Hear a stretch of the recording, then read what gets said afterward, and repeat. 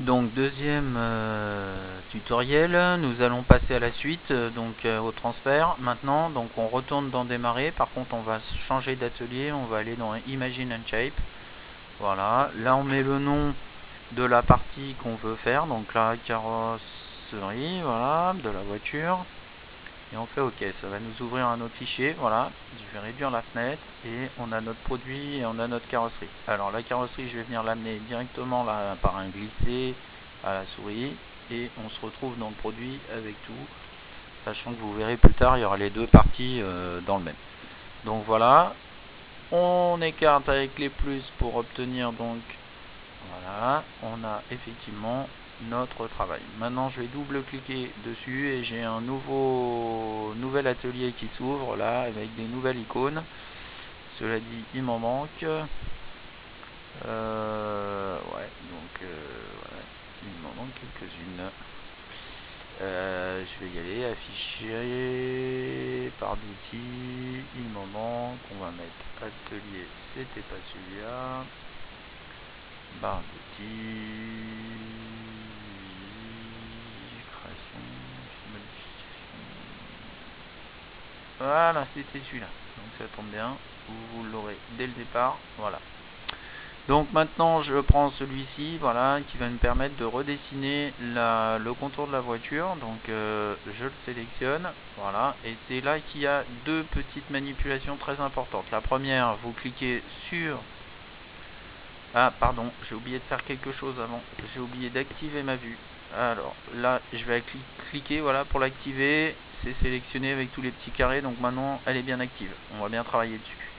On reclique donc sur le bouton que je vous avais dit, on sélectionne donc section plane, c'est ce petit icône.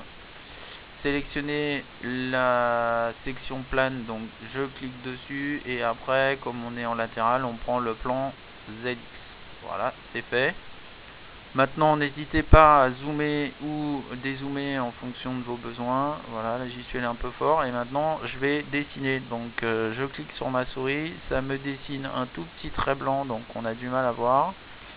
Et faites morceau par morceau. Voilà, ça le transforme en orange. Ensuite, vous pouvez repartir de manière à retracer de la façon... Voilà. C'est plutôt pas trop mal. Si jamais vous n'êtes pas content avec votre travail, vous avez toujours la possibilité de faire une édition supprimée et de recommencer votre travail. Voilà, je trouve que je me débrouille pas si mal que ça. Hop. Voilà, là je vais remonter un tout petit peu tout droit. Ah, ça va pas l'air de lui plaire. Voilà, je continue. Oups. Voilà, tout droit. Normalement, on ne voyait pas derrière. Voilà, je remonte.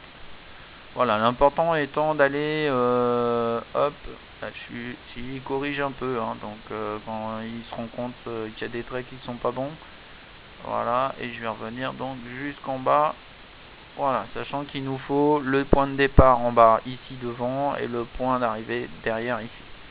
Il nous reste des possibilités de manipulation, donc je vous laisserai jouer un petit peu avec tout ça, notamment des local tuning, donc ça permet de modifier des zones. Donc là, si je sélectionne voilà cette zone, hop, je peux bouger que certains critères là dans cette zone et ça me bouge légèrement comme vous avez pu voir.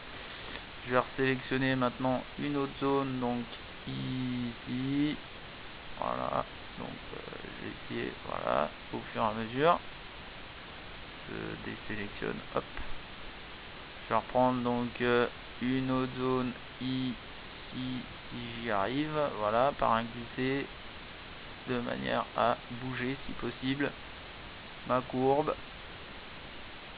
Voilà, vous pouvez légèrement les manipuler comme ça, au fur et à mesure en fonction de vos besoins. Je vous laisserai l'opportunité de bouger un petit peu tout ça jusqu'à arriver à la forme idéale que vous recherchiez.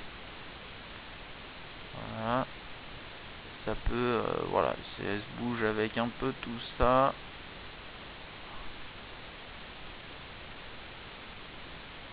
Voilà, m'en demandez pas trop là sur cet élément là. Il y a des zones mais on les voit pas bien à l'écran, puisque les zones se définissent.